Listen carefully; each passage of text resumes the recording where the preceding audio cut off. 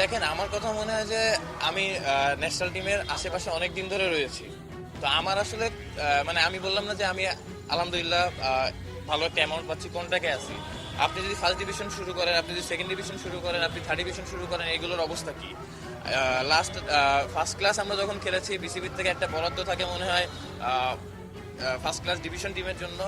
তো 3 লাখ টাকা জার্সি বানানোর বা কোনো কিছু, এটা আমি নিজের চোখে দেখেছি। যেহেতু আমি ক্যাপ্টেন ছিলাম, আমাদের জার্সি বানানো হয়েছে অ্যারাউন্ড 80,000 কিছু দিয়ে 30 জন প্লেয়ারের জন্য, যেটা পড়ার মতো না। তো এটা হচ্ছে সেক্রেটারি নাকি তার দায়িত্বে থাকে, ডিভিশনাল সেক্রেটারি। আপনারা জানবেন যে ওই সময় কে ছিল, লাস্ট 15-14-15 বছর ধরে হয়তো সেই ছিল। তো আপনার ফার্স্ট ক্লাসে যদি এই জিনিসটা হয় যে আপনার 3 লাখ টাকা বাজেটের ভিতরে আপনি 80,000 দিয়ে জার্সি বানাইছেন, আর আপনি বাকি টাকা কোনো হিসাব নাই। তো পরে হচ্ছে আমরা প্লেয়াররা নিজেরা টাকা দিয়ে জার্সি বানাইছি, যে জার্সিগুলো আসলে বাইরে পড়ার মতো অবস্থা ছিল না।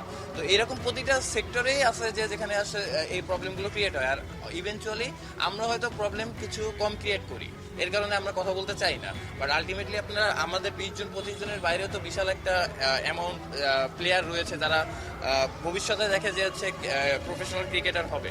তো সেখান থেকে অবশ্যই যাবো যারা যেসব সংগঠকেরাই আসুক, যাতে ক্রিকেটের ভালোর জন্য আসুক। যেটা আমি বললাম যে আপনি যদি 70 থেকে 80% মানুষ যদি এটা চায় যে দেশের উন্নতি করব, দেশকে ভালোবাসি বা স্পোর্টস ভালোবাসি, তাইলেই আপনার সম্ভব যে ওই জায়গা থেকে ভালো কিছু করা। যখন আপনি নিজের পার্সোনাল এজেন্ডা নিয়ে কোনো কিছু করতে আসবেন, এখান থেকে আপনার সংসার বাড়ি চালানো লাগবে, তাহলে অবশ্যই স্পোর্টসের এই জায়গাটা আপনার জন্য। লাস্ট 2 বছর ধরে যদি অনেস্টলি বলি, প্রিমিয়ার লিগের আপনার আম্পায়ারিং মান ভালো।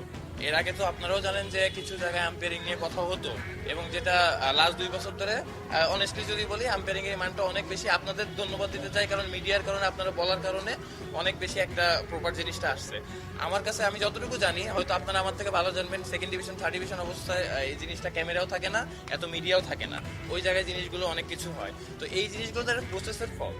আপনি এটা তো আপনার নর্মালি, আমি জানি না, হয়তো বা এরকম আছে। আমি যেহেতু শেখ জামালে অনেকদিন ধরে রয়েছি, আমার কাছে অফার আসছে, আমি খেলি নাই। এটার পার্সোনাল ইফেক্ট পরে কিনা আমি জানি না আসলে। কিন্তু জিনিসটা নর্মালি, যেহেতু আমি আবহানিতে খেলি নাই বা অন্য কোনো টিমে খেলি নাই, আমি জানি না এই বিষয় নিয়ে খুব বেশি। বাট অবশ্যই আমি যেটা বললাম যে ক্রিকেটের প্রতিটা ক্ষেত্রে আমাদের উন্নতির অনেক জায়গা রয়েছে, যদি যেই জিনিসগুলো আমরা ওইভাবে এখনো পর্যন্ত করি না। কারণ বাংলাদেশের ক্রিকেট আপনার যে জায়গায় থাকার অবস্থা ছিল, সিচুয়েশন, ওই জায়গায় আমরা নাই। না, এটা হতে পারে, বাট আবহানিতে যারা খেলেছে আমার কাছে মনে হয় যে ওয়েল এস্টাবলিশ প্লেয়াররাই খেলেছে। কারণ যারা ন্যাশনাল টিমে খেলতেছে ওই অনুযায়ী তারা মানে তাদের ওইখানে নিয়ে কোনো কোশ্চেন মার্ক নাই। বাট অবশ্যই কিছু জিনিস হয়তো থাকতে পারে, যে জিনিসগুলো হচ্ছে ইভেনচুয়ালি প্রিমিয়ার লিগেও আপনার অনেক ফ্যাক্টর থাকে, যে মাঠের ফ্যাক্টর, কোন গ্রাউন্ডে খেলা হইতেছে, এই জিনিসগুলো তো সুবিধা, যদি কারো এরকম পাওয়ার থাকে সুবিধা নিতেই পারে। এটা আসলে মানে ওইভাবে বলার কিছু নেই।